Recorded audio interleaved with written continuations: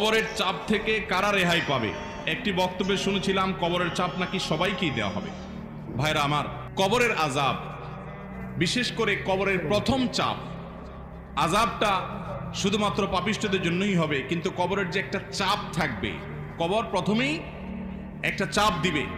যারা কবরস্থ হবে না, বারজাখী জীবনে যে যেখানে তার ধ্বংসাবশেষ থাকুক, সেখানে একটা প্রেসার প্রত্যেকটা মানুষকে দেয়া হবে, একটা চাপ থাকবে। একটা হাদিসে আসছে নবী করিম সাল্লাল্লাহু আলাইহি সাল্লাম বলেছেন, এই চাপ থেকে কেউ রেহাই পাবে না। যদি কবরের চাপ থেকে কেউ রেহাই পায়, তাহলে সে সাদ ইবনে মুআজ রাদিয়াল্লাহু তাআলা একজন সাহাবীর কথা বলেছেন, তিনি পাবেন।